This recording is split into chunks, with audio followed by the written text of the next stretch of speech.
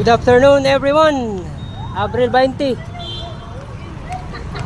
Adlaw Domingo. Update as traffic dire guys sa JY Square.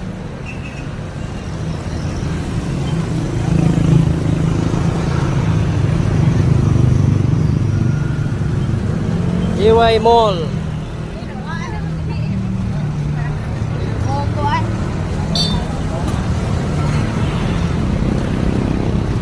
Update atong traffic dire guys. JY Square at Cebu.